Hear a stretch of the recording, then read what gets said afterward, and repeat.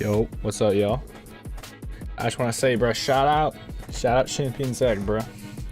I usually don't just talk about the song that's playing because I just try to be chilling out here, bro. But not this isn't by Champion Zeg, my bad. It's by Jusho, but it's Jusho. The song is called Rest. Go listen to Dreamt Into a Beautiful World, the album.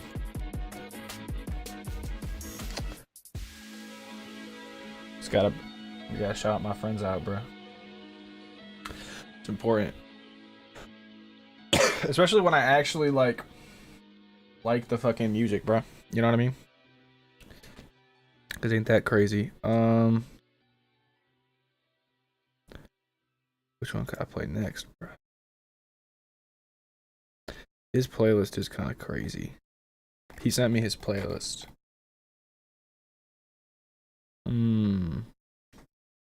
I'm gonna pull the camera up in 1 minute. We'll do like this one. I don't remember which ones have lyrics. I guess he doesn't care. Or I guess I don't really care that much.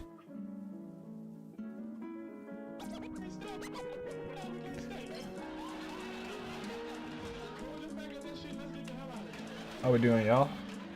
I'm gonna show my face in a second.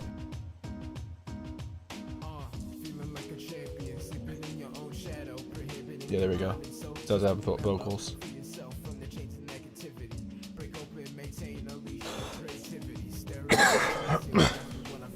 Hell yeah, bro.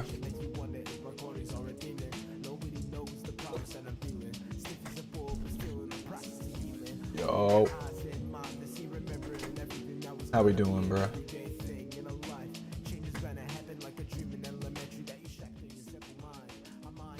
Alright, man. So today we're gonna be reacting to some videos. That's the plan. Usually whenever I do one of these streams where it's just like I'm not very clear about what the fuck it is we're doing, we're reacting to videos. Just because it's hard to come up with ways to make that creative. That's why I'm being very blunt. But yeah, man. I'm excited. I still have an ear infection.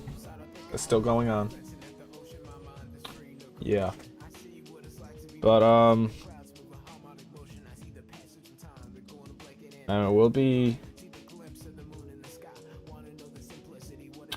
don't know, man. I think we'll be good. Bro, I need to listen to this album again. This album's very good. Because I know it was intentional to... Like, bro, this type of rap is good when it's like... There's a certain thing about it where it's like with the vocals. And it's like... The vocals are like part of... It's kind of weird to describe it, bro. The vocals like melt into the song though very well, but they're not that loud. They're like the perfect... Like there's just a certain type... He himself showed me some songs where it was like that, and now listening to this again, I'm like, damn. This is great, bro. Oh, this is the outro? Bro, I remember I asked him about this song specifically. I asked him if he used a saxophone plugin on this part. He's like, nah, that's a real sax. I'm like, fuck. How do you do that, bro? that's so next level. So next level for me at this point. But yeah, man. Shout out Champion Zeg. Shout out Jusho.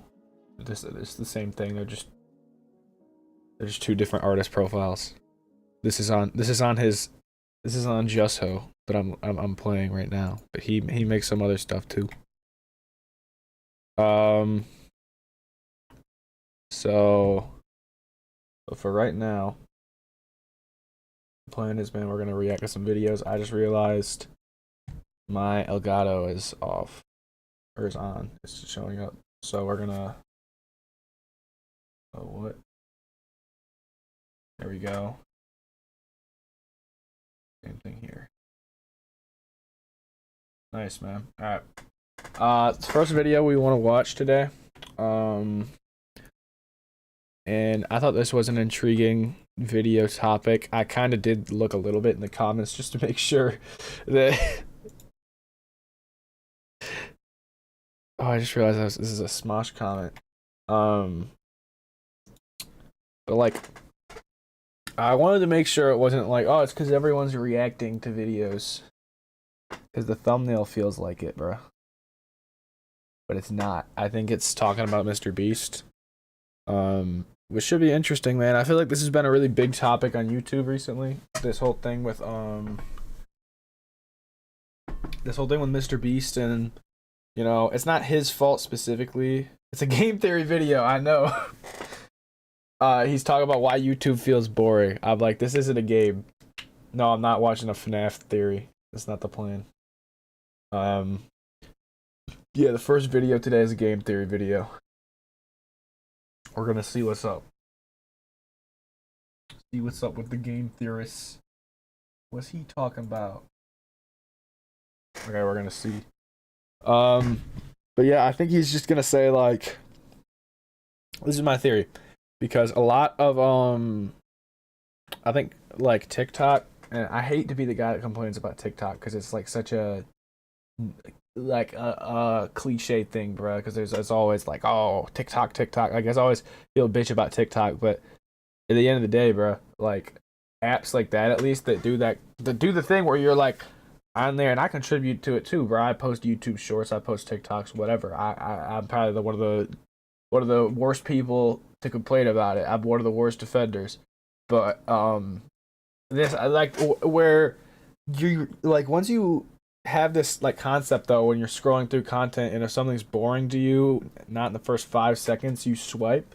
Like if things aren't entertaining to you generally in life in 5 seconds, that's how it's gonna be. So you'll watch a lot of TikTok and you go back to YouTube and it's just like,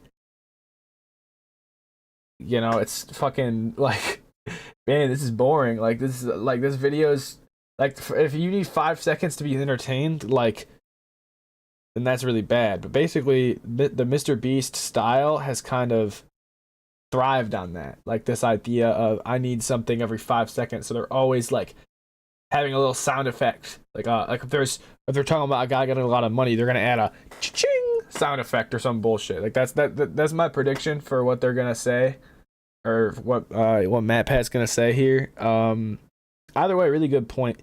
Whatever he's gonna say, I'll probably agree. Let's hope it's just not an entire thing on fucking react YouTubers, because then I'll feel violated.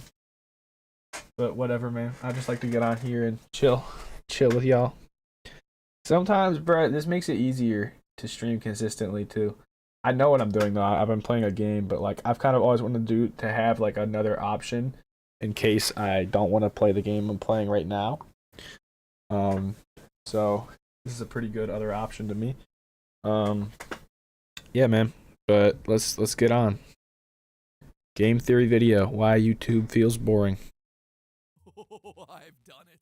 I've created the ultimate online video. I watched every YouTube video, but because I thought that means you watched my videos, man. What'd you think, man? What'd you think about what is it? Find the Virgin, bro? Isn't that the video? I'm so proud of that thumbnail. That's like the best thumbnail I've ever made, I think. What is it? Oh yeah, Can You Find the Virgin? Beautiful video. That's a classic. So let's hope he's spitting and he watched that video. Thought that Mr. Beast would do that very thing. I decided to do him one better. I watched every YouTube video and counted every pixel on every frame of every video. Damn. And guess what? I still thought that Jimmy might do that, so I decided to do him one better. I did it all in 24 hours. And ooh, how do you watch every YouTube video in 24 hours? I've done it. I couldn't watch all the videos uploaded in a day. 24 hours. No one can ever outdo me. I've outbeasted the beast. Damn. Hello, internet. Ooh. Welcome to New game theory intro? I guess I haven't been on here in a minute. I just remember the one with like Mario and he's running through and shit. That one's hard. Game Theory, the superlative channel for overthinking all your favorite things on the internet. Today on MatPat Talks About Topics I'm Thinking About Instead of a Game Theory, we're gonna be talking about phases. We all go through phases, right? We wear different stuff, we watch different things, and on YouTube we make different content. For the last 3 years, YouTube has been going through what I'm calling the era of excess. And I probably don't have to explain to you exactly what I mean by that. Yeah, we get it. Know it when you see it. The title has the word every in it. That's fair. Every. Yeah, I don't know if I ever want to get to this point, man. Like, I feel like I've kind of learned. I kind of just want to vlog. Like, I feel like it'd be really fun to just like have some people that like have a couple like have friends that it doesn't even matter. Like, I guess that much. I think it's just more like I'd rather just have videos of like me with my friends or me with whatever. Like even though that's not gonna be interesting, that's not gonna get me fucking 2.5 million views. But um, I'm not gonna lie, man. I don't think this guy's enjoying I ate every Minecraft food in real life. Maybe he is, bro. I don't know. It's like I don't know, man. These videos are very very catered for the front thing. For the front page, they probably make a lot of money. I'll say that they probably make a lot of money, but it's just like what you want to have fun doing. Like I'd have more fun going on vacation and just kind of like going out places. Especially after I'm 21, that'd be fun. Just going out, like getting some drinks, going to places, and just like. But I would just like be hanging out, and I would just have someone hold a camera. I'd pay maybe a friend or whoever, bruh, to just hold the camera, and I wouldn't want to make it that obvious we're filming something. Like to most people, we're just walking around having a good time, and then if they have a problem with the camera, like bro, we'll just dip then. But like whatever. That's kind of where I'm at. But I also don't. It annoys me in videos when somebody is mad about being filmed, and then the guy filming is being an asshole. Like, bro, come on, like just leave. You don't have to be an asshole to the person that doesn't want to get filmed or doesn't want filming in their store or whatever. That's one thing that's always just rubbed me the wrong way. Every time I tried every food from Bro, this is in my watch later. I tried every food from every state in America, man. I tried every impossible sport.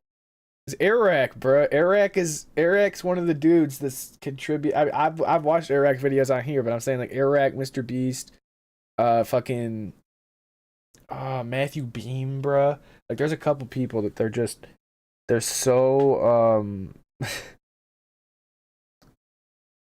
like these thumbnails are crazy too. It's a good thumbnail, man. Like I think these type of thumbnails are the perfect mix of like not looking that fake, but like Mr. Beast does it too.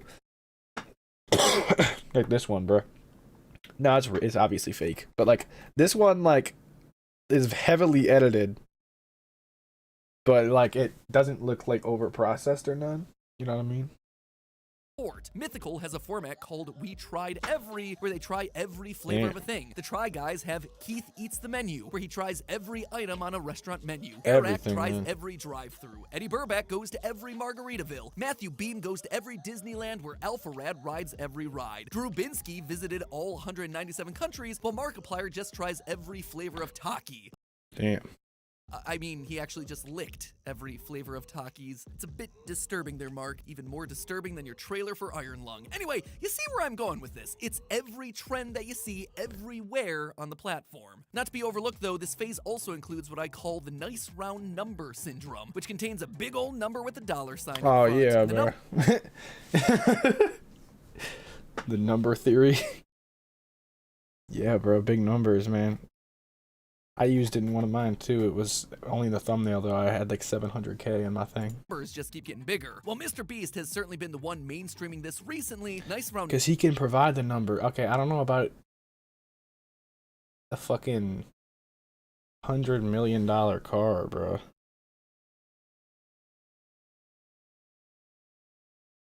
I don't know about that shit.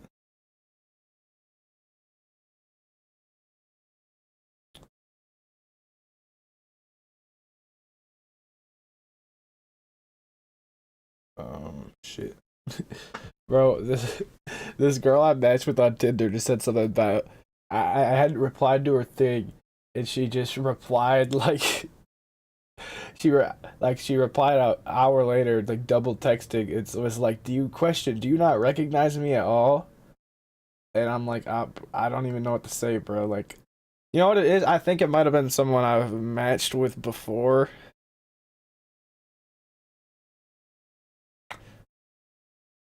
But like, I don't know, bro. Like you know what I mean? I think I knew that, but at the same time, bro, I feel like with me not saying it, like, the ball is more in my court, bro. It's how we play. It's how we operate. It's just like, it's just like, damn, bro. In my head, I'm like, I don't know. Really, like, I think I matched with her on something before, but like, I don't know if I ever took it anywhere. No, I'm just, I don't know, man. We're just never sure. Okay. Let's keep this up. Numbers, they've been making titles and thumbnails more clickable since 2012, when top 10s and top 5 lists Top 10, dominated bruh. the entire YouTube ecosystem. And once you know it, but clickable numbers become even more clickable once they're associated with money, leading to all your favorite giveaway. Yeah, because everyone knows what that is, numbers bruh. evolved from top 10s to top hundreds to $100, and then we started adding zeros from there. Many, many zeros. Now we have $1 stake versus $1,000 stake, $1 versus $100,000 computer. Okay, bro, I'm saying I never want to get to this point, man. $1 houses versus I never want to get to this point, man. 100 million. I probably will. I don't know. Like, I think it's like, obviously about what's in the video, and they're probably cool, but it's just like, man, what house looks like this, bro? And it's covered in gold. $1 houses. And of course, the all-time classic, I gave a random person on the street Oh, yep. Yep, I give a random person. I gave this person $1,000. $1,000 for the clout. I mean, obviously there's some vague reason, but we all know what the underpinning of it is, right? It's the clout. We've seen $10,000 ice cream, the world's biggest pizza, and we've watched Casey Neistat recline his way through every expensive Emirati flight on the planet. It's great. Clearly, we all love it and watch it, otherwise the algorithm I don't would know, man. I think if I watched any of these videos,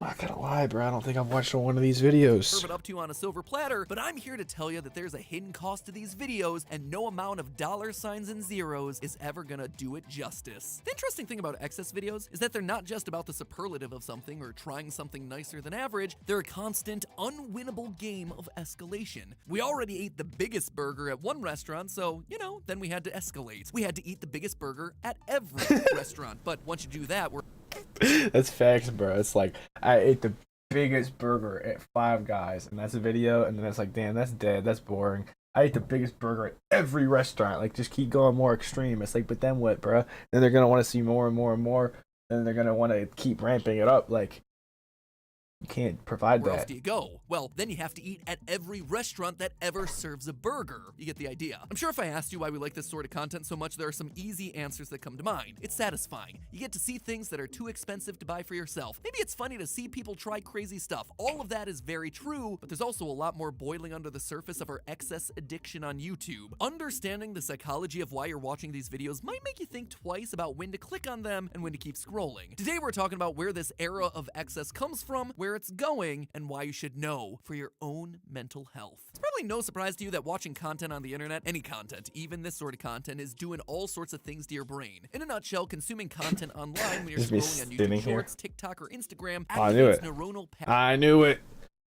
I was blaming these motherfuckers earlier, bro. I said something.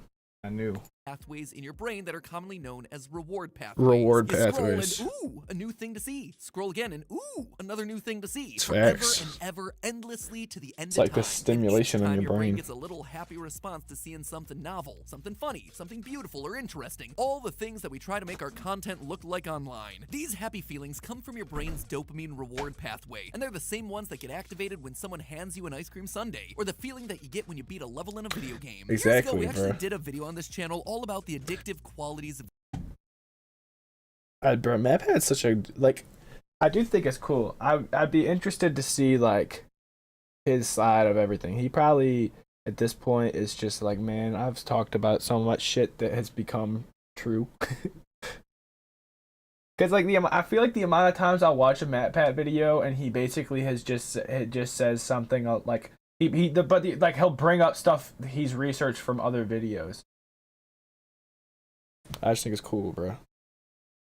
games like Candy Crush, which is just as relevant today for social media as it was back then for mobile gaming addiction. In case you haven't seen it, I'm gonna summarize it quickly. When it comes He's been to using that consuming picture content, forever. unfortunately, we're going in with the deck stacked against us, starting with the literal brain inside our own heads. Biologically, our brains have been wired from the beginning to find rewarding experiences in life and then double down on those rewards because a few thousand ancestors ago, that was what was able to keep us alive. Now, that reward-seeking behavior we all have baked into our neurons gets translated to a key weakness that can be exploited by everyone from game developers to marketing companies, and especially by social video platforms. Watching funny TikToks, satisfying aesthetic videos on Instagram, and clever YouTube shorts, they're all microdosing dopamine into your brain all day long until you're suddenly feeling compelled to keep scrolling just to try and feel I know, okay. bro. There's been a lot of research done in this area, and even if literally none of us are following the advice of limit your screen time, we at least know, yeah, we probably should be doing that. But That's no, really, facts, yeah, bro. we probably The amount of times people, it's like, I'll read a stat, people read stats like that, I'll read a stat like that or whatever, and I'll be like, damn, bro, like, I gotta not use my phone as much, and then you're stressed out, and it's like, what do, bro? Get on your phone. should be doing that. The TLDR of all this is that the For You page is giving your brain exactly what it wants, which isn't always a good thing. The thing is, friendos, well, it's easy for all of us to collectively point to short-form video as the thing that's getting us hooked on I fucking love that platforms, the picture. things that are shamelessly riding those dopamine waves. They're not the only ones that are giving us that little boost to happy. The era of access on YouTube has given us the exact same action on these same reward pathways, even with long-form videos. It's doing Bro, this is so wild because literally, like, this video I was thinking about watching on live today or, like, whatever. Like, it's just funny. Like, the other video, I'm like, damn, that was in my watch later. this in two main ways. See, is this gonna just make me not want to, like, it's a video of, like, this is a whole stream about watching videos, so I'm gonna go from this to fucking 10 things Mark Cuban can't live without. I actually did a pretty solid lineup. Tommy G's awesome. Daily Dose of Internet is cool. John Tron's awesome. See, British high schoolers try Taco Bell for the first time very much feels like some garbage content, but whatever, man. You know what like, you know what I mean, bro? Like, this just makes me want to go outside and do something, man. But it's like cold. It's November, bro. It's cold. First, the structure of the video usually sets you up for lots of little Damn, your standard YouTube video in 2023 has a lot of dislikes. No, that's not true because they wouldn't show the dislikes. micro doses of dopamine rewards all the way throughout the video, starting with the opening seconds. Let's just take a classic example from The king is ready for you. Oh, goddamn. You know what I just got reminded of, y'all? You know what I just got reminded of? The fact I gotta use this shit, bro. Oh, no, not this video. I was watching this earlier, though. This destroying video. Forgot, man. We watch YouTube on here now. I was like 6 minutes in. dopamine waves. They're not the only ones that are giving us that flavor of Lay's chips, where they have the setup. Take a classic example from Good Mythical Morning. I tried every flavor of Lay's chips, where they have the setup of these videos down to a science. Probably why it's a whole series over on GMM. They start That's crazy. 3 years ago they were on this wave. right off the bat by teasing what's in the video. This hooks you in the first few seconds in the exact same way that a TikTok does. See, I need to start doing this better. I just feel like I never have enough clips that are actually engaging enough to keep people around for the whole video. So at that point, I'm just like, if you're gonna watch the video, I'm just gonna kind of keep the start. I feel like sometimes it feels more natural just to go from the start. It's so, like one of mine, I think it's just like, oh man, we're gonna watch this Jubilee video, and that's how the video starts. I don't even do a tag or anything, because you know what it is. I feel like putting shit in people's face doesn't make them want to watch. Or like, if my goal is for people to follow, they're gonna follow if they want to follow. But by flashing my Twitch all over, like, that's not. I feel like people don't want to just listen to you. They like, you got to make them feel like they actually want to go and do it, bro. That's the best way to get people. Like, they're not fucking animals. Like, they're people. 27 flavors of Lay's, but only one can be the best. Let's talk about that. This is the exact same tactic Perfect that Mr. hook. Beast uses in every one of his one Good Mythical Morning are OGs, bro. $1 versus $1 million videos. Or I guess now it's $100 million videos. Yeah, bro, we've upped the ante. $100 million mega Oh my god, bro. This is funny, just out of context of Mr. Beast intro. mansion. And this isn't me trying to single out any creators or point fingers. It's just a Mr. Beast, I'm not blaming Mr. Beast because he's like the guy, bro. He's literally the biggest YouTuber. So it's like anybody else would do it, bro. If anybody could take Mr. Beast's spot that makes YouTube videos, they will. And if they say they won't, they're lying to you because, like, I mean, I wouldn't want to maybe make. But here's the thing, like, he probably doesn't have that much fun making the videos, but he probably makes so much money that it's like, yeah, okay, bro. If you went to people and said you'll make this much money, but you have to do this, most people will. But it's also he put in that work. Like, you can't. Like, most people wouldn't want to put in that work to do it. So you kind of have to respect Mr. Beast. But then, like, it's kind of this. It's hard to come up with something and really become like a path, like a trailblazer. Like, by doing this, so you gotta respect him. Because but I feel like I have less respect for guys like Iraq and the people that are just kind of copying the Mr. Beast formula. Like, come on, man, you could think of some more. Like, I wanna like, vlogs aren't original by any means, but I could try to make them my own, and I guess he makes his stuff his own, but it's like, I feel like vlogs are a more personality thing. I don't know. I haven't made a single vlog before, so I don't know what I'm talking about.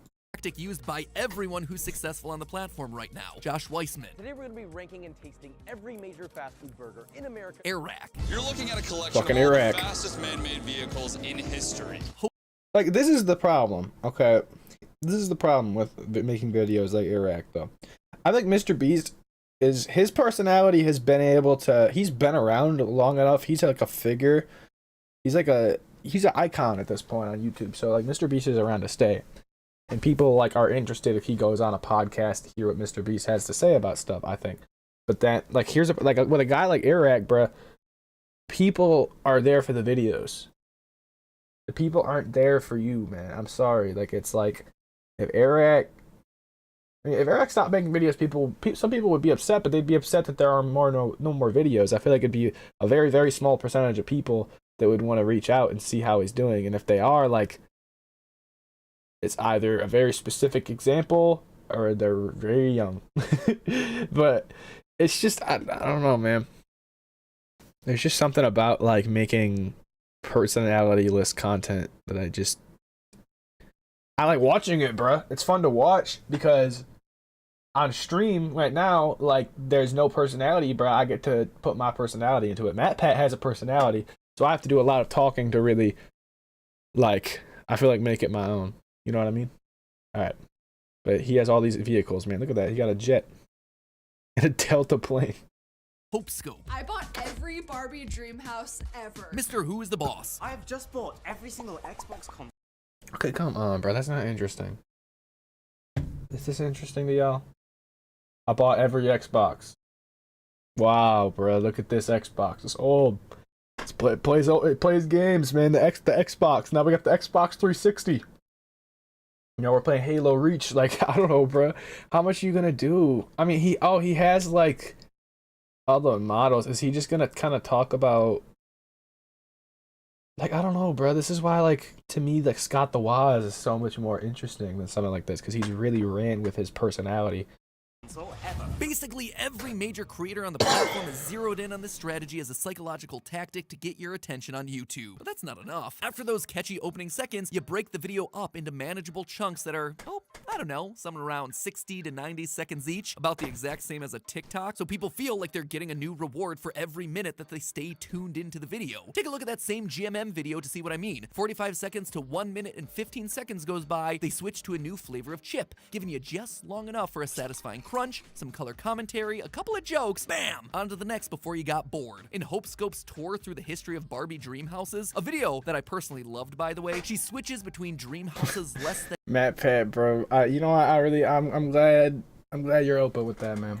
every I'm glad you're comfortable with that. I'm not gonna say anything because, you know, I know that came out of a place of,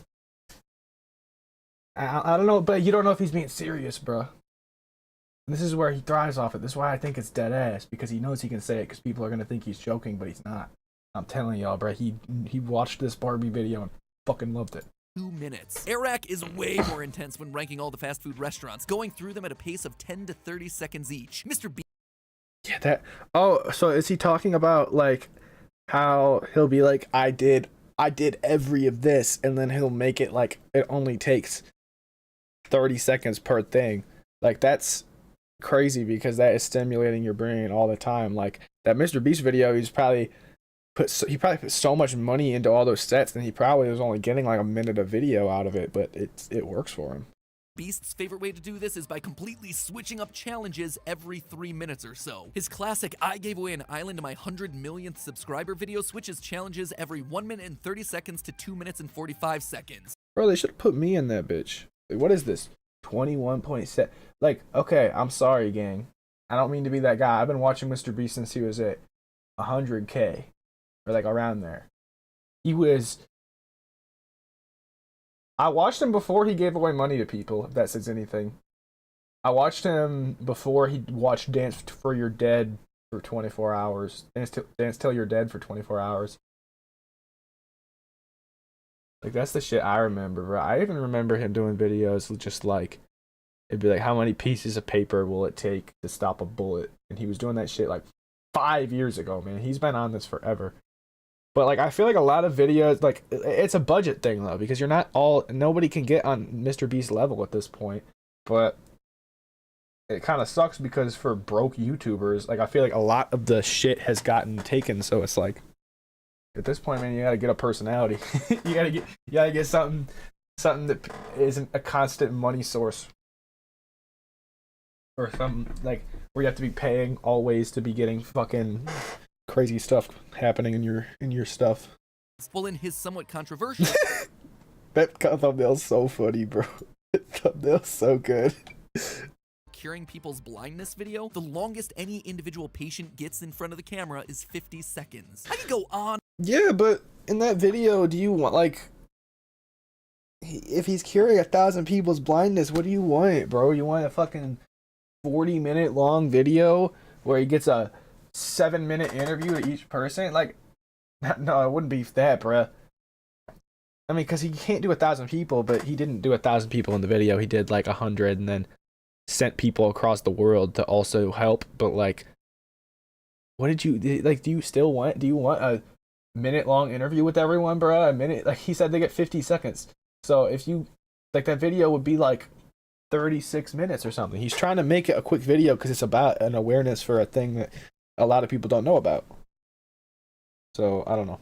On and on and on with hundreds of examples of these videos across the platform, each with tens, sometimes hundreds of millions of views, but it all boils down to this one thing. YouTube videos, my friends, have become high-polished compilations. Kind of like TikTok compilations or Vine compilations before them, whether or not you They're or compilations, even bro. making them realize it. And it works. It works real well. But wait a minute, I hear you saying, telling me I'm throwing all my fellow creators under the bus. How could I do that to all my friends? I'm just a YouTube turncoat. And hey, wait a minute, didn't this video start out using these exact same tactics? Well, let me be clear. Creators, including little old theorists over here, work to make the best content possible for viewers and fans based on the rules of the platform they're working on. You would never see a TikTok start with long, slow classical music and a black screen. That's facts, Why? bro. Well, This is funny, bro. This is one thing when I was growing up, like, I thought my knowledge of this was valuable, and like, I feel like a lot of people didn't, and now it is. Like, so I probably could get into something with this. I do want to get into something with music or audio, though, knowing me. If my fucking ear infection would ever go away. Because the platform Goddamn. doesn't serve that sort of content. People don't respond to slow TikToks with no visuals. That would be insane. By the same token, YouTube creators have to live within the extremely rigid boundaries of the platform. Yeah, but they're basically making fucking content TikToks. that's getting recommended here. Yeah, big creators have videos that work very well. And also, it's not really their fault. Creators aren't implementing TikTok tactics like this because they're trying to trick you. They're doing it because this content is what YouTube systems have told them is working. And in case it's still a secret, friends, It's about YouTube watch has time. one goal and one goal only here Watch in time. 2023, to look and feel a lot like TikTok. Oh, It's no shoot. coincidence that the excess phase of YouTube has happened at the same time as the rise of TikTok and the same time as YouTube launching its own TikTok killer as Shorts. A lot of large creators understand that they're not TikTok killer, bro. competing with each other, they're competing with the product that YouTube really needs to win, Shorts. So at this point, this is the real picture of what making content on YouTube looks like. Creators have to make videos that are as exciting as a TikTok, but long enough to feed YouTube's recommendation system lots and lots of tasty watch minutes. And in case you're not aware of what's going on behind the curtain, these episodes take weeks or even months to create, often costing tens, if not even hundreds of thousands of dollars to produce, all while still needing to be brand safe. Young skewing, but not too young skewing. New and original while still feeling... That's facts, bro. Too that it needs to like, you need to be marketing to kids, bro, but you're not. You know what I mean? Like, I feel like that's such a hard demographic to hit, because it's like you basically need to be there, bro. You need, because for, if you're not in that age range of like a teenager, you're not gonna get it. Like, you're not appealing to young kids, but you're also not like appealing to adults, because adults have the things they actually want to talk about. familiar enough for you to click on, and they might just make it onto someone's homepage. Yeah, like, YouTube videos have become massive investments. That's why I'd be okay becoming a vlogger still. And again, YouTube might just give that space to Shorts instead. Never fall down, never fail, never show fear, never get out of line. It's too hard. It's too contradictory. So what's left after all that? Well, a lot of escalation. How do you get people's attention on YouTube now? Do something bigger, more expensive, more flashy, more dangerous, man. for as long as you possibly can and in as many short 191 discrete million chunks as you can. At the end of the day, this isn't about the creators that you're watching, it's about the Bro, I hate to just keep pausing, but how many, like... We're just gonna look at Mr. Beast, man. We're just gonna look. Yes. This 206 million subscribers. How many views? This is what I want to look at. How many channel views does he have? Because so many 100 million. I mean, the Squid Games, 526 million views. That's like a... Bro, what do you... That's like an Eminem music video in 2009, bro. In 2011. Like, that's a... That's nothing to laugh at. Bro, what is that number, bro? 35 billion? Oh shit, man. Accomplishments. What was it? The watching paint. I swear to God, I saw watching paint dry. I remember this. Read the longest word. That was funny. Counted to 100K. See, this is what I'm saying. I remember all this shit, man. Read the dictionary. Read the B movie script, man. This was what Mr. Beast made when he was broke, man. He didn't have money. This wasn't money. This wasn't money content. This is how he got big, though. Fucking counting to 100K. Ubering across America. I remember he did that, and then he went to go get a burger with H3H3, and I remember at the time, like, Mr. Beast was the way smaller YouTuber, and I was hyped to see Mr. Beast get, like, this platform. Watch this every day, bro, for 10 hours. He kind of went back to this, though. When Mr. Beast doesn't want to spend a lot of money, this is still his strategy, man. All these years later, I survived 50 hours in Antarctica. He's not trying to give away money. Fucking... I'm trying to look, man. I actually never watched this video. I saw him talk about it. If there was a sign up thing, I should have been asked, man. Long time Mr. Beast subscriber here. Where's my... Oh, yeah. Here it is. Platform that you're watching those creators on. But there's more to this fun little escalation circus. With more complicated and over-the-top production comes the need for more help. A lot more help. While videos on the platform are becoming more pigeonholed into this escalation and excess genre, they also need a lot more manpower to pull them off. Rhett and Link employ nearly 100 full-time employees. Smosh is over 30. Mr. Beast is at least 100. He has more than 100, I'll tell you, bro. If fucking... Who did you just say, bro? Is over 30. Who was before this? Rhett and Link? I think he said Rhett and Link. I'm gonna just roll with it. I'm confident he said Rhett and Link. Smosh has 30. Mr. Beast is at least 100. He's like, I don't know, bro. I feel like for me, if I ever got staff, if I was ever big enough to the point that I would want staff, I would only need like 3 people, man. I might need like like a cameraman, a video editor, and like a manager, bro. That's all I'd want. As a manager, it's like I don't like I need some. I can't all do it. Like I feel like eventually, once you hit a point, it's like I need somebody else to help. You know, maybe help me be more not brand friendly, but like I don't know. I talk crazy for someone with like I don't have a lot of subscribers, bro. But I got big aspirations, bro. You know what I mean? I can't change none. That can change. It can be incremental too. Like it can be. I feel like the whole thing, like, if you would think, like, I want to say, like, I feel like if you say like 100,000 subscribers on a progress bar, like, I feel like 1 to 100 is still like 25-50% of that. Maybe no, I'd say for like 10,000 subscribers, getting from not 0 to 100, I'd say 0 to 500 would be like a large amount of your. I have never been there, but like I just know building a channel foundation is tough, bro. It's tough. I'm getting it though. Like I feel like on my Sir Borka channel, I've been good, bro. I feel like I've been good for this year. I mean, I've gotten my goal was 100 subscribers in a year, man. We've hit it. I feel like 100 subscribers isn't the same as it used to be. Because I remember I got 100 subscribers back in 2015 on another channel. So, like, it's kind of like, you know, getting a lot of subscribers now isn't the same as it used to be. But hey, bro, I mean, I think I'm at like 114 on that channel right now. So, that's good. I think the hope is high. I've kind of cleared out that main channel, and then I'm gonna start trying to post vlogs on there because I have some trips planned that I want to go on. And individual creators who look like they film alone now have full-time teams of at least 10 to 15 people hunting the corners of the earth to find every impossible sport, Pop-Tarts flavor, and MacBook. That's what I'm saying, bro. I don't want to be like that. Because these people don't realize that they keep fighting for the general public's attention. Like, you gotta find people that are there for you. But at this point, you've already blown up enough off this that it's like those same people aren't gonna turn around and care about what you're doing, bro.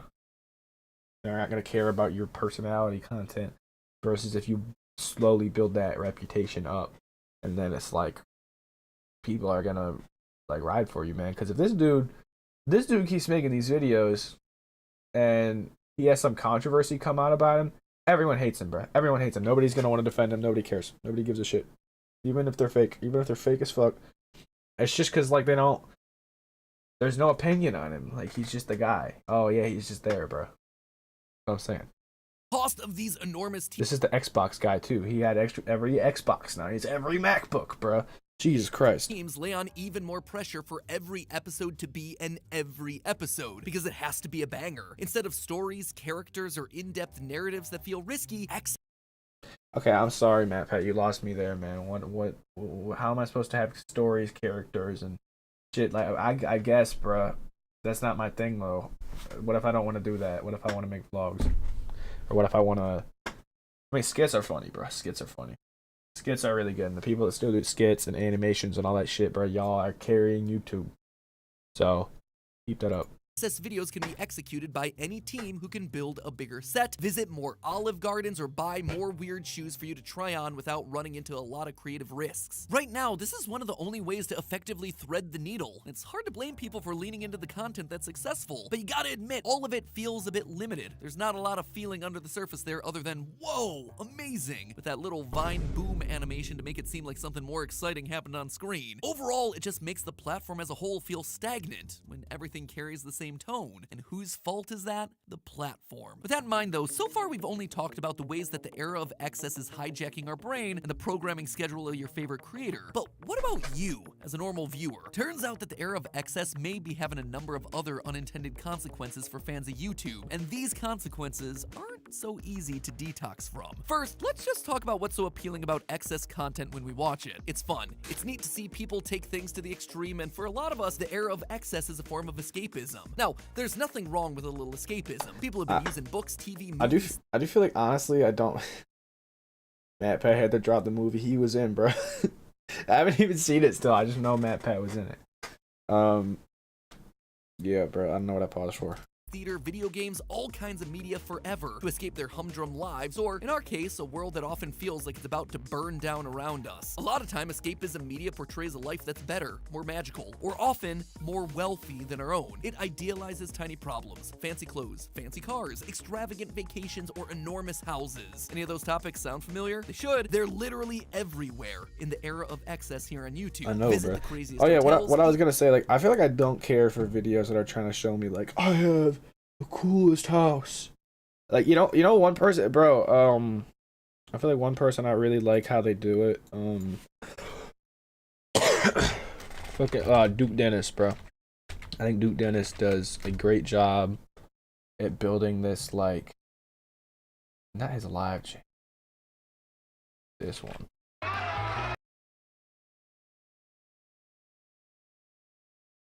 It's like, this shit's not, like, if you don't care about this, like, I threw a pool party at the A&P house. Like, this is not trying to be, like, and the thumbnail is just him chilling, bruh. And it's not, he's not, like, showing a girl's ass or some crazy thing. Like, I feel like this type of stuff, like, even this kind, like a shit, like, I like shit like this, bro. Where is it? Like, they'll just have, like, 48 hours in Mardi Gras, and it's still, like, using the number rule, but it's like, in Mardi Gras, it doesn't sound stupid. It should say at Mardi Gras, but whatever.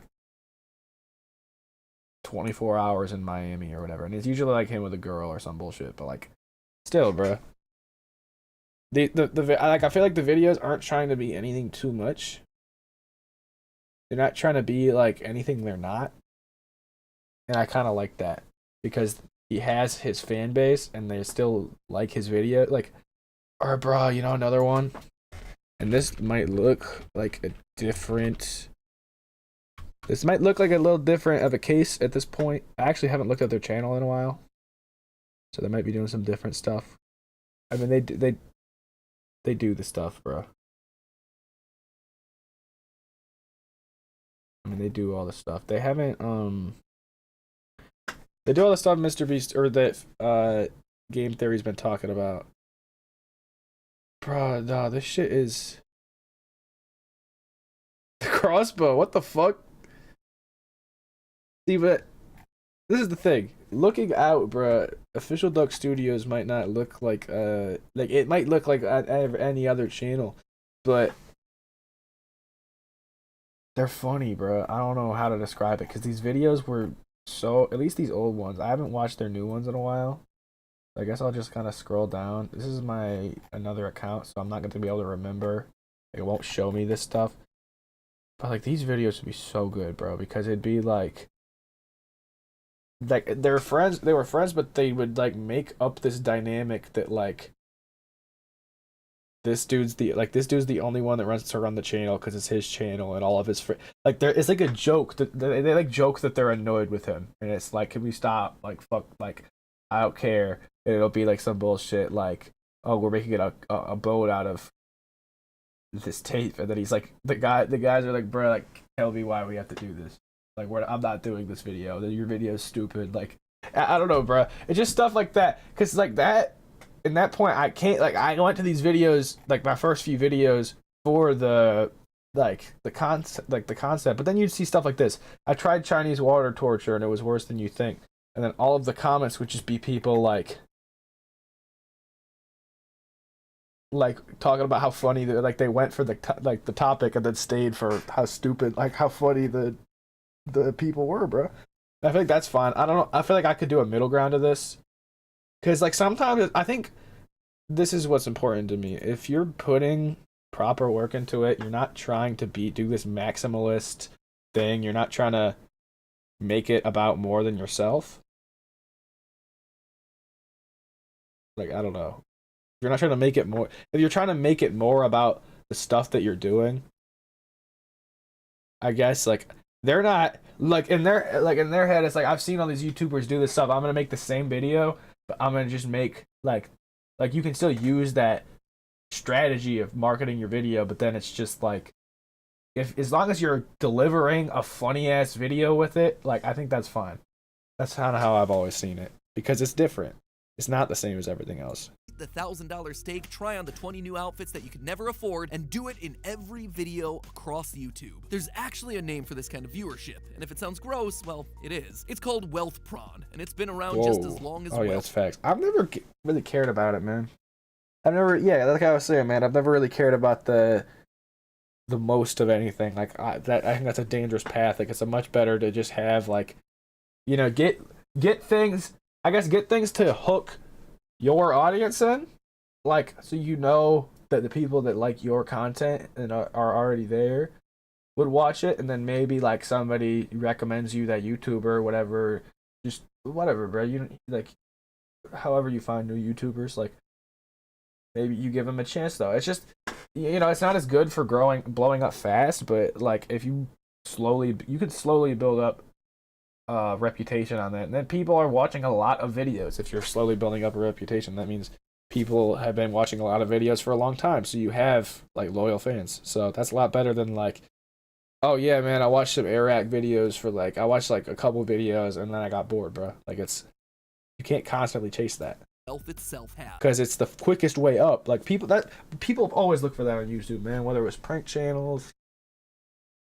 People said that about gaming for a while. Gaming was the way up.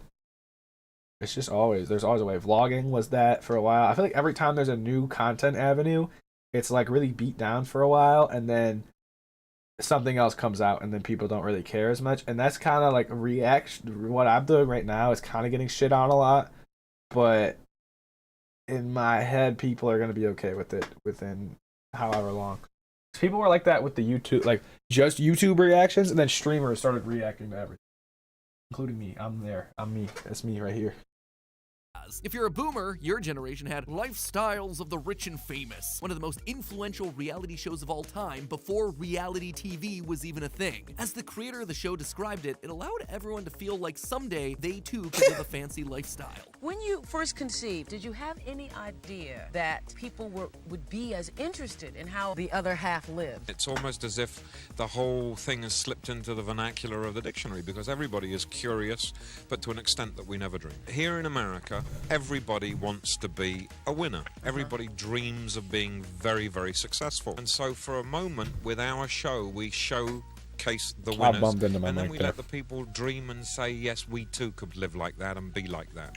Moving into the 90s and 2000s, he had shows like MTV Cribs, Real Housewives, and then the ultimate in wealth prawn, Keeping Up with the Kardashians. With each of those shows on their own escalating journey to show off more wealth, more extravagance, and more aspirational living than the last. But where wealth prawn used to be confined to just a couple of shows that aired a few times a week, now it's literally everywhere. Every time you log onto YouTube, there it is, a brand new video. There's that video again, man. Every man. I tried everything. I watched every YouTube video. That's what Matt Pat said at the start. He did, bro. I watched every YouTube video. I did everything. Or 7. Already every drive-through. For you to consume to get that hit of dope. Every burger. This video's fire. Don't listen to him. Eddie Burback makes heaters, and these other guys might too, but I've dopamine, except that's hey, bro, so does Penguin Zero. I don't know, bro. That fucking response to the iDubbbz thing, bro, that was really bad. That was really bad, bro. That's kind of an L for him. But I still watch his videos a lot. I mean, you don't agree on everything. Like but also I can't think of anything else I've really disagreed with him on majorly. So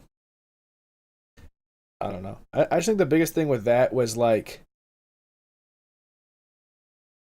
he was trying to be like, oh, I didn't see, because iDubbbz was apologizing for like being racist, and it was basically like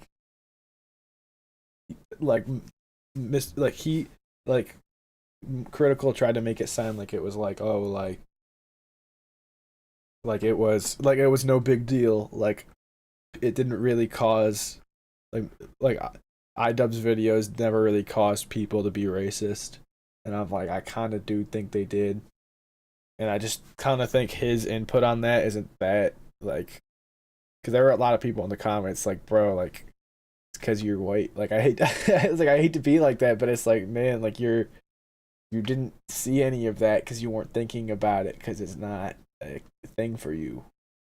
And I probably wouldn't think of that either, but like, you can't say that. I feel like it's not that you can't say that. This is the problem though today. It's like, I'm not gonna hold that against him, but I kind of am, because I paused the video to talk about it. So yeah, bro. Shout out Penguin Zero. Shout out Moist Critical. He's doing his thing. His podcast is fire. His videos are fire, man. I probably still agree with him more than most YouTubers. So. Not truly what happens. When you're surrounded by wealth prawn all the time, instead of feeling inspired by the beautiful lifestyle, No, you won't. You'll feel depressed because you're broke. Report feeling more discouraged about their own life. When you get broke, and then you're gonna buy things you can't afford. Style. Because everywhere you look, it feels like there's someone who has it. It's like, man, I want to be like someone Mr. who Beast. can afford to explore exotic islands or buy 30 pairs of sneakers, all the while inflation continues to rise out here in the real world. Everything is getting more expensive, and you're just out here wondering if you're going to be able to afford next month's rent. But if every video you see online is in every video, it can be hard to remember that fact, and it starts to normalize the idea that we should ranking all every in this Oreo excessive way. And so when we can't, we start to yeah, everyone should be just like, all day, man. We should just walk around and go.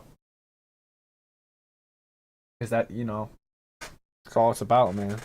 That's life. I'll never do this. Unless I have, bro. I probably have done that. I would probably sound like a big hypocrite. I guarantee you I've made that face in a thumbnail. But not like as like a dumb thing, I guess. I don't know, bro.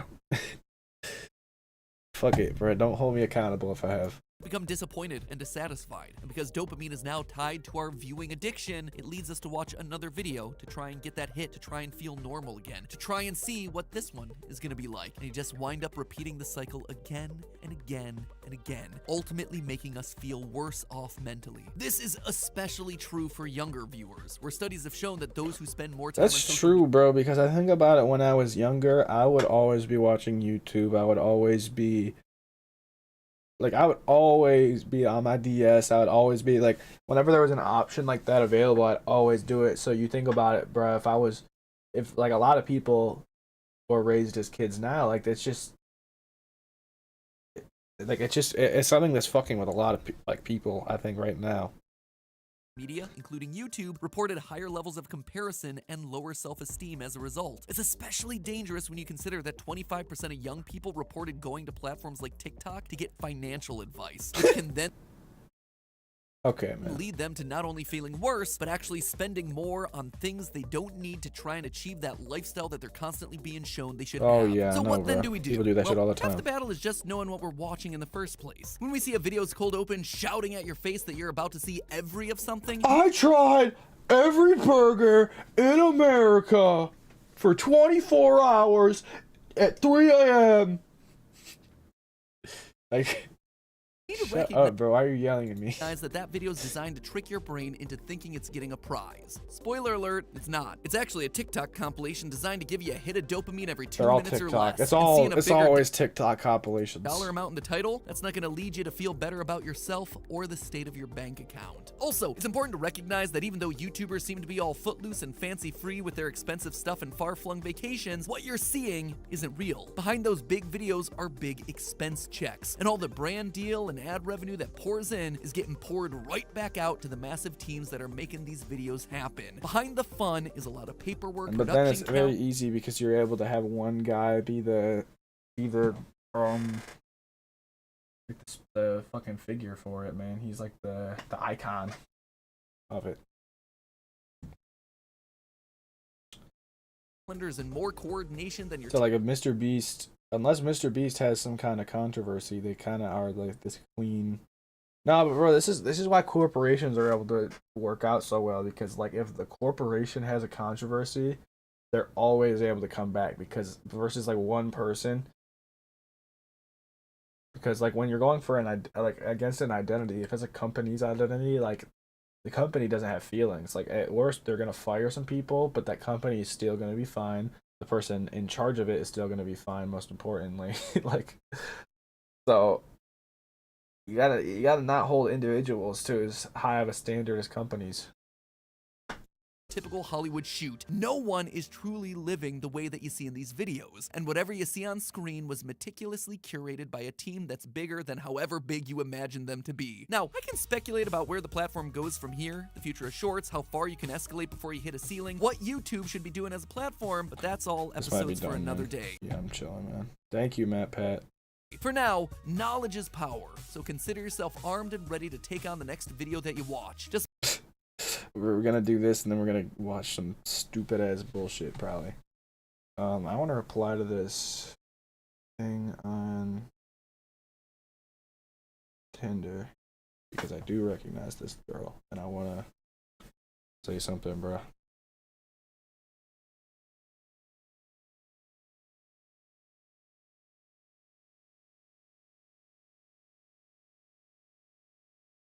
Hold on, man. Give me 1 second.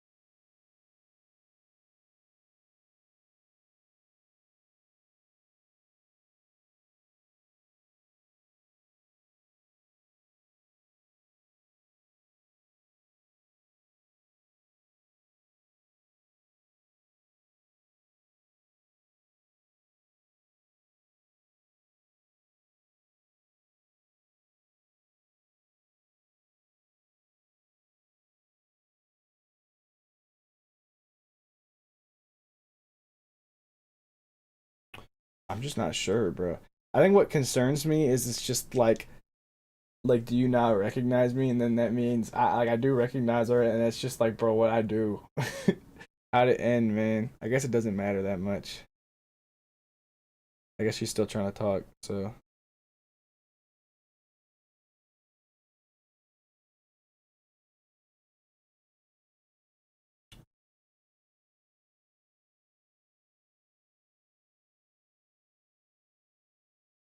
She's already replying, bro. That's crazy. After I haven't replied for an hour. Hey, man. Let's just hope.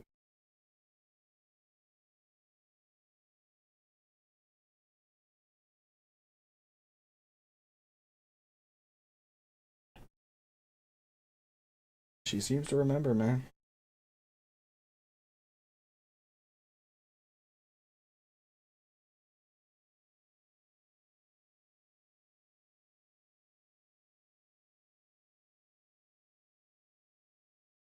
I just feel like it's like, you know what it was? The only reason I'm being like this is what I've learned about talking to women, bro. It's like you gotta be cautious about like as you know what it was? I didn't think about it until this dude on TikTok started talking about it in like a basketball comparison. And he's like, you have like the ball is in your hands right now. Like your guard, like you like, and like basically about how they're stealing, like you steal the basketball away, like who has the basketball right now? And in my head, I started talking on the Tinder chat, and at first I'm like, damn, she has the ball right now, like crazy. So I did some crazy moves, bruh. Because it would just be stuff like I'd be asking her stuff, and it would just be she'd reply, and it'd be a dry ass response. And like she wouldn't respond to everything, so it'd just be like, damn. And it's also it's just like, man, go find other women. But it's also like, bro, it's hard. It's tough in the spot I'm at.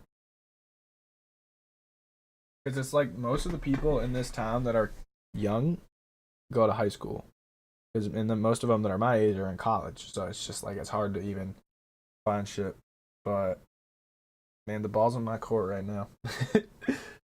But that's the thing, like, that's just I feel like that's more of a thing with the first couple of days, but also it does become a thing. It's stupid as fuck because it's like, you know, with love and whatever, you're supposed to, you know, be able to like rely on the person or whatever and not think about that shit, but like you gotta think about that shit until, I don't know, at least till you're like officially dating or whatever. Like you gotta be thinking about, because if you're always texting them, you're like doing the most.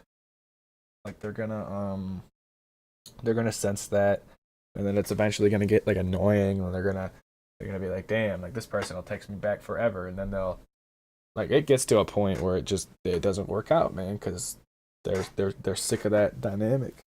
It's just, I don't know, bro. Like women don't wanna feel like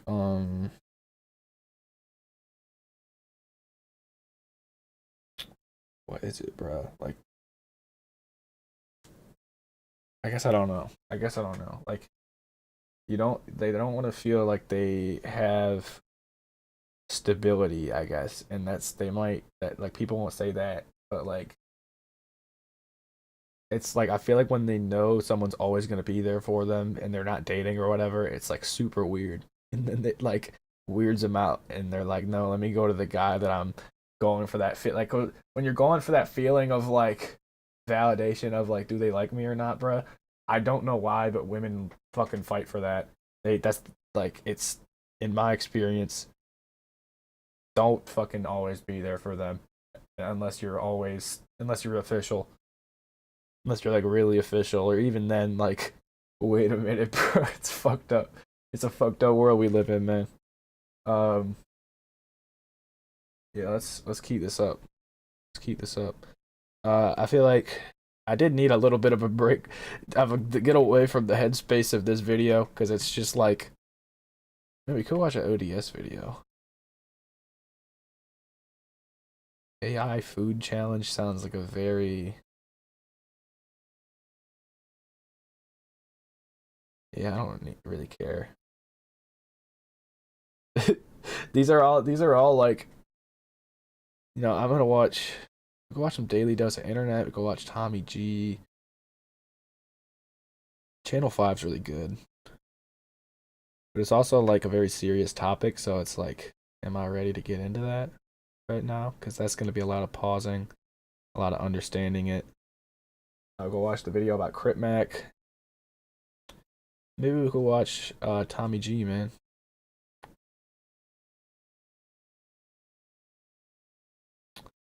Cool. I know this video is about Dearborn, Michigan. And it's funny, I didn't even read the description. I just read the title, and I already know it's about Dearborn, Michigan, because it's investigating the most Muslim place in America. And I already know the highest concentration of like Muslim people outside of the Middle East is like outside of the world in the Middle East. Not outside of the world, bro, but in the world, the highest concentration of Muslim people outside of the Middle East is in Dearborn, Michigan. I know that for a fact, and because I live near it, and I guess it's like a thing growing up. I've never really been afraid of, or not afraid. Afraid is a crazy term, but a lot of people are, bro. A lot of people really are, and I've learned that, and it's crazy because it's like, to me, it's so normal. Like, it's just, to me, I feel like I've grown up with it being so normal that it's just kind of like everyone is everyone, man. Like I grew up in a high school that would, like, let's just say the high school I went to would probably be on fucking pages bragging about how like diverse they are, even though it's mostly white people still. Shh. They don't want you to know that. They don't want you to know that fact. But yeah, bro, I feel like in Michigan it's a pretty normal thing.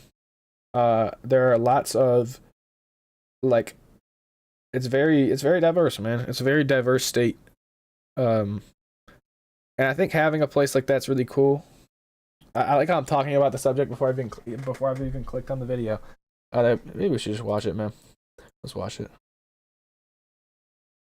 man. Some Tommy G. We're gonna. Hello, folks. My name is. I always gotta switch the video, man. I should have. One thing you need to do before. God damn it! You know what, bro? How could you remind me? Yeah, I don't even know if I'm gonna get a thing to make a YouTube video out of, because I really don't want to clip that game theory video. Hello, folks. My name is because I feel like Tommy G. I feel like I'm contributing. But like, I don't know, man. I guess I don't really care that much. But yeah, so Tommy G's gonna be in Dearborn, Michigan. I haven't read the description, but I'm already telling you, bro, if he's not in Dearborn, Michigan, I'm clicking off the video because he's lying in the thumbnail and title and everything. But he should be in Dearborn, Michigan. And I've seen Tommy G in Michigan before. He literally was in Detroit or something else. He'll go anywhere, man. But I feel like he was just in Iowa, so like it wouldn't surprise me if he just took a trip over here. So yeah, man, it's cool for. I'll save my thoughts for the video because they're going to talk about this. Hello, folks. My name is Tommy G, and today I'm in Dearborn, Michigan, the most Muslim place in America. Knew it, so bro. I'm going to tell you hello. I had to tell you I was going to be Dearborn, Michigan without reading the description or anything about it. I'd have to look it up. I got to tell you, salam. See, this shit's cool, man. It's cool. It's great. No, I'm dead, bro. I'm dead, bro. I like that he's taking a part of it. No, that's cool. That's really cool of him, honestly. Because to them, they actually think it's really sick. Because not a lot of people would just be interested in, you know, look into this stuff. Tommy G, a respectful dude. But I was saying, like, for shit, like, oh, this is, like, you could probably find this more than outside of Michigan. This is just, like, a temple, I think. I don't know that much, man. I haven't really been to Dearborn too much. I went there for, like, there's, like, a record store I'd go there, in Dearborn. But that's about it.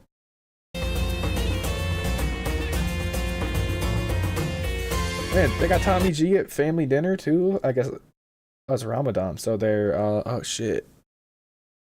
Because it's like, because they're fasting. I forgot what it's called though, and they eat for Ramadan, man. Ramadan Mubarak!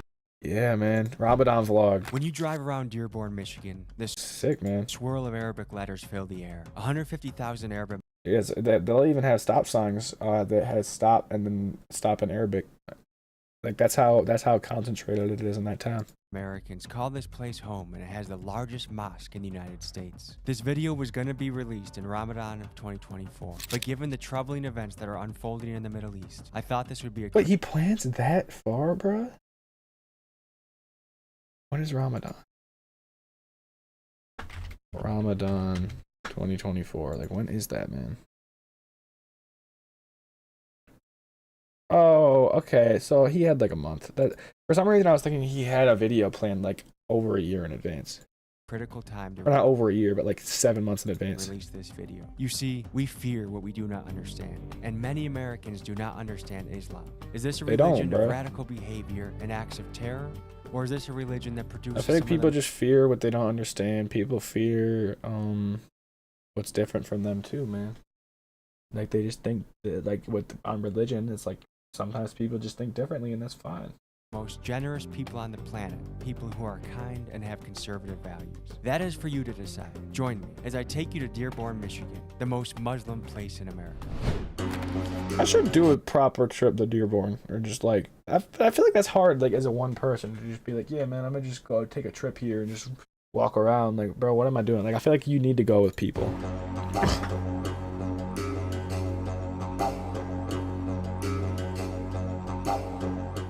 So folks, we are going to the most Muslim city in America, Dearborn, Michigan, and we're here during a special time, Ramadan. The Muslims have kind of been thrown into that mix where they're a little bit misunderstood, or so is this like a year-old video, man? And to be honest, if you're not a Muslim, who's read that book? I know I haven't, so how much could you really know about them until you've studied what they do? Not a drop of water, not a bite of food. That's crazy, man. Fast at the sundown or before sun up. It's very distant. Well, one thing I want to say about Ramadan, I remember hearing that because Dearborn loves football too. That's the one thing. I know Dearborn, they love their high school football. They love their like youth football or whatever. And that's really hard to do Ramadan and do like sports practice, because you do sports practice during the day, you want to drink some water, bro. So that's going to be really tough. So I remember hearing that Dearborn High School would hold their practices at night because of how many people would be fasting, which I thought was interesting. And what? That's not true. What was it? I know one guy that played at Dearborn. Or what was it? The Jets coach played at Dearborn. He's from Dearborn. The New York Jets coach, Robert Saleh.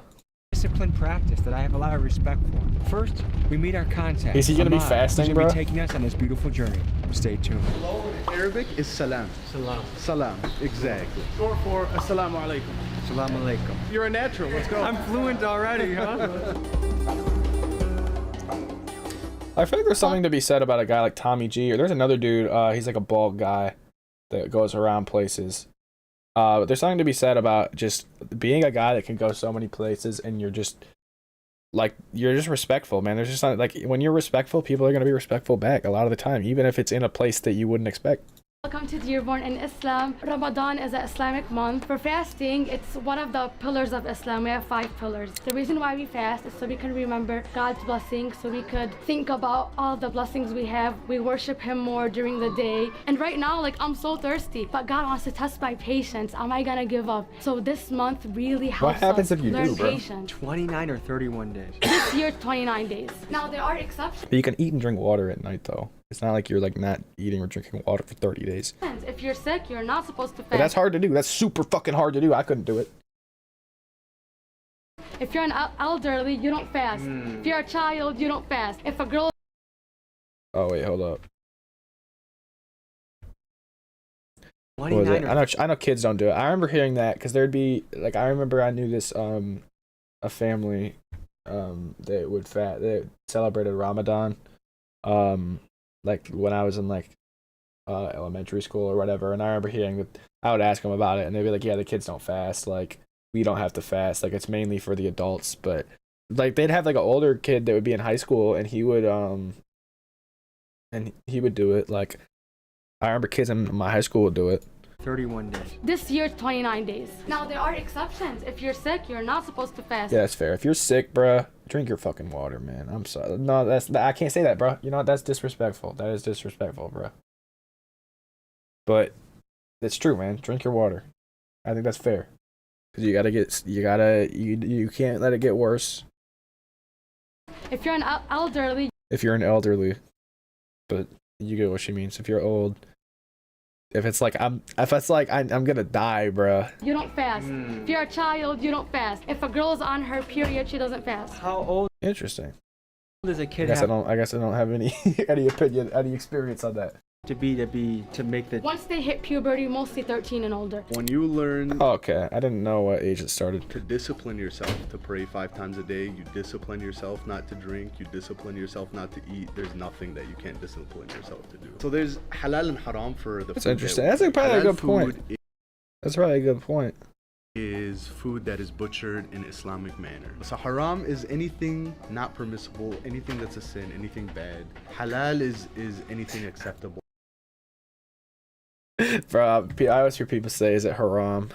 Permissible, good. What are some vocabulary words I'm going to need to learn from my experience today? Taqwa. Taqwa is to get to a level where you love God, you fear God, and you are able to control yourself because of the extent that you have appreciation after the appreciation of Allah, God.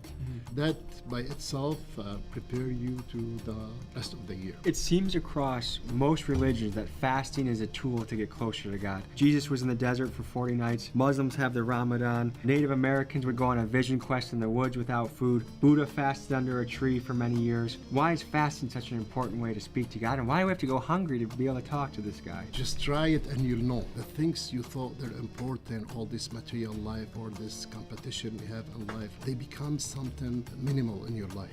Was it hard to be a Muslim in America after September 11th? We went into a made-up war. I think we're all finding out after the fact that a lot of the information we had was wrong, and we got propaganda from our government, and we went in and we made demons out of a lot of people that had nothing to do with anything. Let me clarify that strong statement I said about fake wars. After 9/11, we decided to invade Iraq under the pretense of Iraq having weapons of mass destruction. Exactly. When there was no strong evidence of such. Bottom line, there were no weapons of mass destruction. Going into Iraq may have been the worst decision any president has made in the history of this country. That's how bad it is. Dick Cheney, before becoming vice president, was the Hey, CEO Tommy G, I see you, Halliburton. bro. I see you putting a Trump clip in your video, bro. Yeah, it's cool, bro. I'm cool that Tommy G is like. I know a lot of people would, if they were a Trump dude, bro, they would not be fucking putting that shit in their video, man.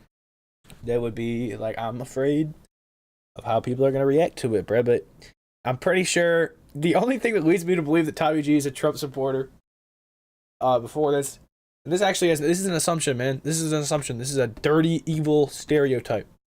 But I just know he chews tobacco. And I'm like, bro, if you do chew, bro, I don't think, you're not voting for Biden, bro, if you chew.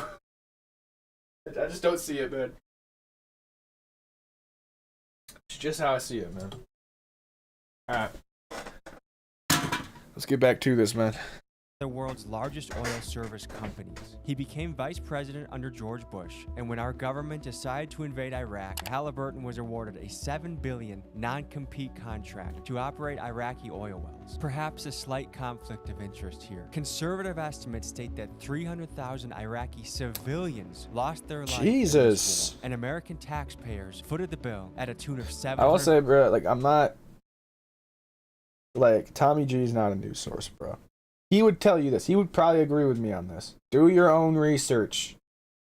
But that's interesting. $57 billion. Always question the hand that feeds you. Weapons of mass destruction were found, which led to this soldier confronting George Bush. Not always.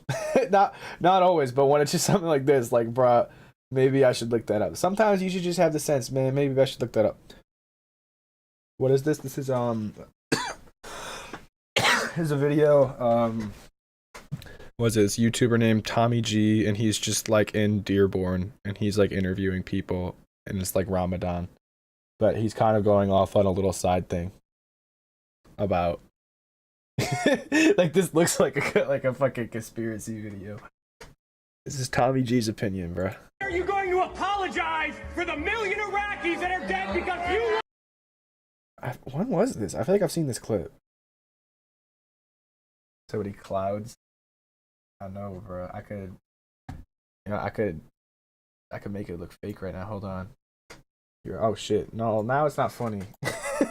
That's obvious. Oh my god, bro. It's getting so cloudy here. Holy shit. Oh my god. Oh, now I gotta find the where it was. There. I know, bro. A lot of rain. We got the fog lights too. You lied about weapons of mass. When was this, man? Honestly, hold up. This is a crazy clip.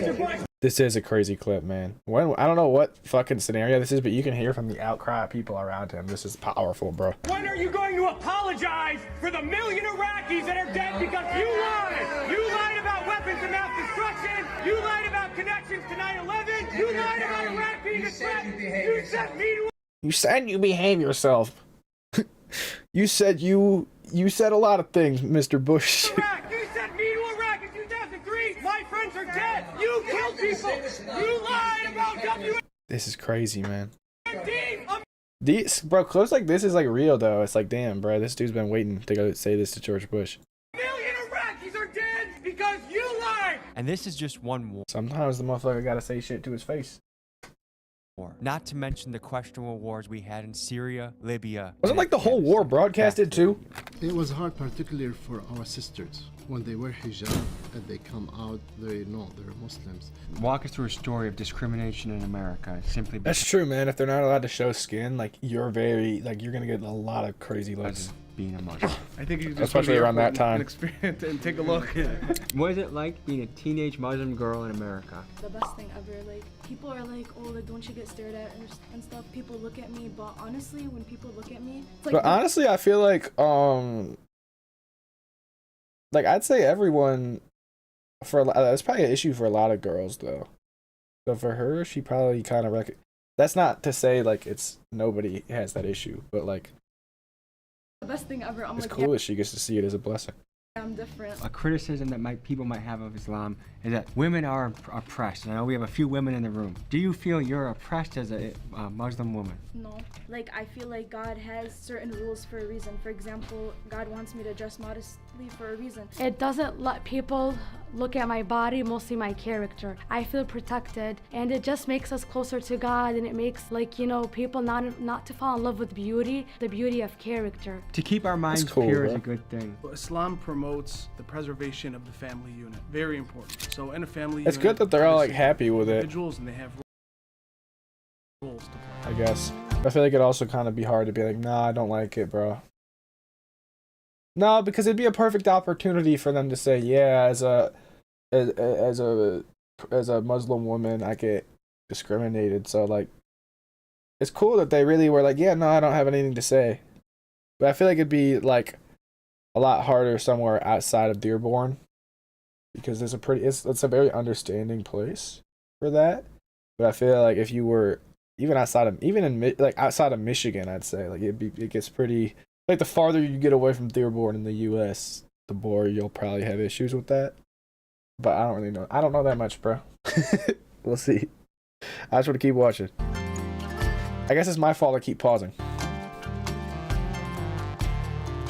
Are they just in like a school or something? Hello, everybody. How you doing? Good. Who is fasting? Yeah, why right is he now? just at a school? That's interesting. Like, how does Tommy G get in here? I honestly think Tommy G is just this good of a dude. This is where you get by being respectful. I've never seen Tommy G get mad at someone for him filming, ever. But he probably got permission to film. In their age, like the boys, they are not supposed to. The people that did fast, what made you decide to do that challenge? Well, that's interesting because these are your really young kids, and they said that they start fasting around the age of 13. So that's cool, man. They want to do it at this young of an age. For God, when you turn 9 years old, you have to fast, and I'm 10 years old. Was 9? They said 9. Never mind. Tonight, when the sun goes down, can someone tell me about that? You eat like good food. This is like 3rd or 4th graders. It looks like. Do you think doing this makes you stronger as a person? Yes. What I've learned in life is that by doing tough things, you become tough yourself, and it's a tough world, so it's important to be tough. Would you guys agree with that? That's true, man. That's true. You got to push yourself out of your comfort zone, because everything might seem scary right now, but sometimes you got to push against that scariness, and then that shit's not going to be scary, and then less things are going to be scary just because you haven't done them. And it's like things you get scared about. Like, that's what it is, bro. Like, to get scared about something just because you haven't done it, like, just do it then. Do it, and then you won't be scared. Easy.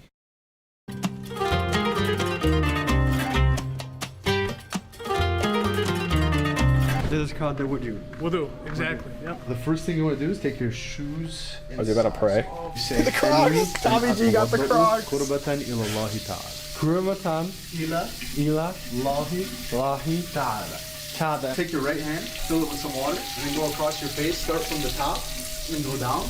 Yep, just like that. Get as much as you can across your face. Then you take your right hand again. This is a really good video idea from Tommy G, man. And then start from your elbow and just swipe down, all the way down, just like that.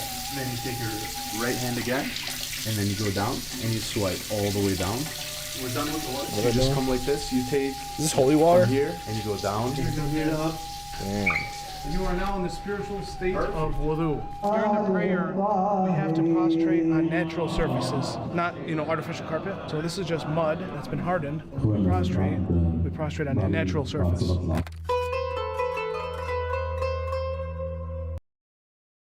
Yeah, it's cool, bro, because they're saying that you have to pray on a natural surface, but he's trying to be like, this isn't everyone, bro. Don't assume this on everyone that they have to pray on a natural surface. Very, very, very aware video.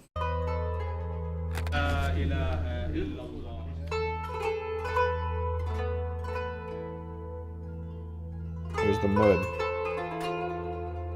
God damn.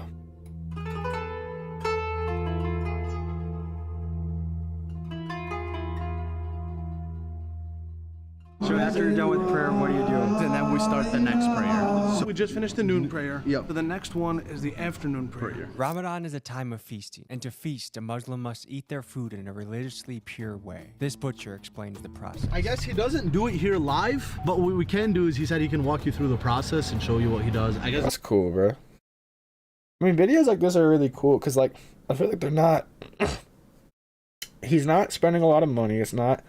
I'm glad I watched this after the game theory video about YouTube because it really makes me think, like, I think about the rules of like the Mr. Beastification of YouTube. This is against that, man. This is anti. Shit like this, shit like Channel 5. There's just certain things where it's just, you know, it's just real shit, man. It feels way more real than like, I bought every burger from every, like, bro, shut up, bro, I don't care. It's a bit better than nothing, right? سلام. بداية ياخذ الخروف. First thing يعني تحطها اتجاه القبلة. From this point on earth in Michigan or in the United States in general, Mecca is going to be north. تأخذ الذبيحة. تقول بسم الله. الذبيحة إذا ما ذكر عليها اسم الله للمسلمين ما ذكر. What do you think happens to you when you die? First thing when you go to the grave, you will come ملكان. Two angels. Two angels. Yep. They will ask you من ربك, من نبيك, ما هو دينك, ما هو كتابك. And if you answer those questions it's correctly, hard to answer. If you didn't do it in this life, when you wasn't alive, you can't take it. Follow what Allah He said in the Quran, you will answer. Islam is really a continuation of all of the divine prophets and teachings that came in the past. We're on the same path of doing good and belief in God that Abraham and Moses and Jesus and all of the biblical prophets had, and Islam is just that version of that for our times. That's a gift from my store. Thank you. Oh, that's nice. I really. Oh, he's nice. See, that's what it is, bro. Like, you think like at first they're thinking like, man, we're bothering. I don't want to bother the guy at the store, but like, I think like just being respectful, man. Look how happy he is. It's very nice, and he probably asked about the camera. He probably asked about everything versus just walking in here with the camera. Hey man, can we see the meat? Can I see you cut the meat? Like, bro, like you gotta. There's a way of doing things, man. There's a way. There's a level of respect that you gotta have. And usually it pays off. I really appreciate that guy's hospitality. Thank you, sir.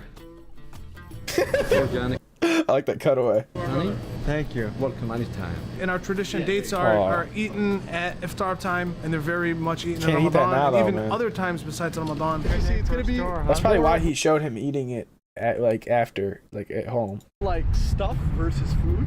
Disrespectful to be like, I'm here for Ramadan, and then just be like, just like stuffing your face the whole time. The right is the Kaaba, Mecca.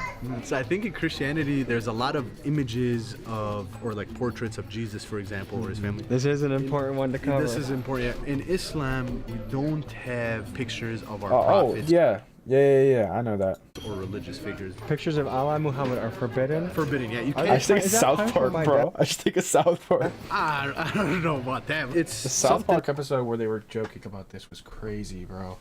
That's not tolerated. Any drawings or depiction of Allah or the Prophet Muhammad is extremely taboo in the Muslim world. An example of this is when French teacher Samuel Paty was beheaded in France after he showed his students controversial cartoons of the Prophet Muhammad in a class he was teaching about free speech.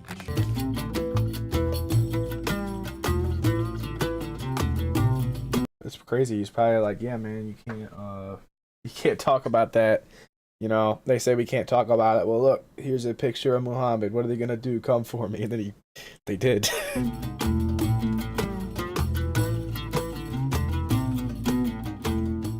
It means there's no God but God, and Muhammad is the messenger of God. It's the Arabic calligraphy that's kind of shaped. And that phrase you just said is one of the most common phrases repeated in Islam, right? Yes.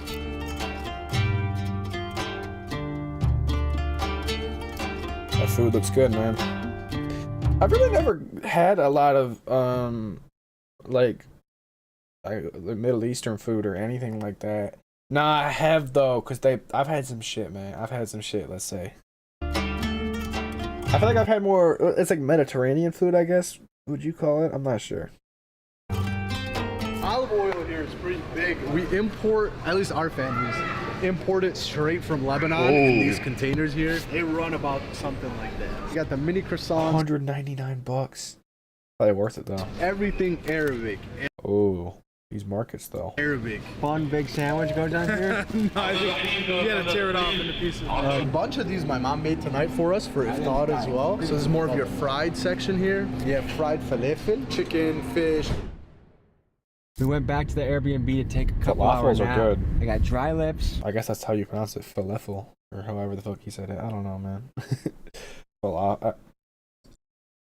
It was just, bro, someone in like a Disney show I used to watch would say falafel. A dry mouth, a hunger. But that's like a very Disney show thing to be like, yeah, we're gonna pronounce it differently and make a whole generation of people say it wrong. Stomach. I hope this table is piled high with hummus. How are you feeling, Miguel? I feel okay. I'm not that hungry for some reason. How are you, Tommy? How are you? My name is Ahmed. Salam, salam. Salam alaikum. This is falafel. So this. I always think this is cool, man. When it's like a YouTuber is just like somehow gets brought into a family scenario, and then they're just treated like family. This beef. But then at that point, I would be like, man, let's just turn this camera off. That's chicken. This is Fried kibbeh. fried kibbeh. So these are grape leaves. Nah, the fucking picky eater in me would be setting alarms right now, though. And they're stuffed with rice and beef. These are cabbage stuffed with rice and beef, same concept. And these are also beef stuffed with beef. How's that work, man?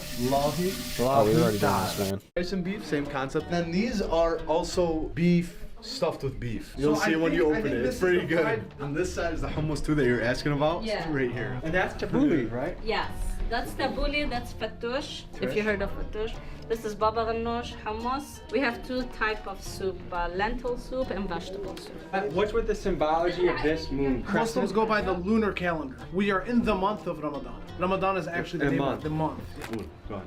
اللهم لك صمنا وعلى رزقك أفطرنا فتقبل منا برحمتك يا أرحم الراحمين. Welcome guys, everybody. Help yourself. So that was a good quick short prayer that we say before we eat and we're ready to break our fast. The first bite. I'm just kidding. Could you imagine though? Wait, is the sun down? Did everyone? Oh yeah. Everyone's like, oh fuck. No, you asshole. We're not ready.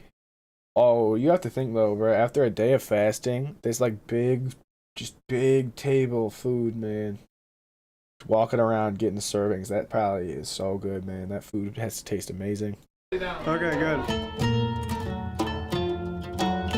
The sun's down. So it's still not that bad because I feel like the sun in Michigan will go down very early, bro. We can get our sun down at like dinner time, so it could just be dinner time for them. I don't know though. I guess I'm not sure. But if it's just when the sun's down, that's a little different. But also, they haven't eaten since the morning. Drink water. That's crazy, man. The drink water thing, I guess, is harder for me to fathom because like when I get up, I'm so thirsty, bro. I need to drink a bunch of water in the morning. All right. Good food though, man. So everyone that goes on the pilgrimage gets the nickname Hot. I just kind of wonder, like, for Tommy G, like, how do you get into this scenario? This guy's been in the whole video, and there's been another dude that's been in the whole video. So you have to think, like, one of them was watching Tommy G, or they both watched Tommy G, and then he probably put, because I know he'll put out, like, YouTube community posts or tweets or stuff saying, like, hey, like, I need people to do this. Do you just do what? They probably put out something like, is there anyone from Dearborn, Michigan that would be willing to do a thing with me for Ramadan? And there we go, man. They probably reached out, but it's cool. I just feel like watching things like this where random people get hospitality is so cool to me. Typically, those who go, they'll be called Hajj or Haji. And Haji is for the? Females. And how many of you have been on the pilgrimage? Too young. You have to be like committed. Like, how old is the average person when they go? Typically 40s, 50s. I went to age 20. You were a serious young man. Yeah, I was like the youngest person there. So I imagine your family parties always go well because there's not anyone drinking too much alcohol. Zero. So I feel like if you... Yeah, that's cool. That's probably true, but also... Yeah, like, that's... I don't know, man. Are they fun? Are they? Does that make them fun or less fun? That's the question, I guess. That's really cool, though, if you have the entire family, like because it's part of their religion. You look at why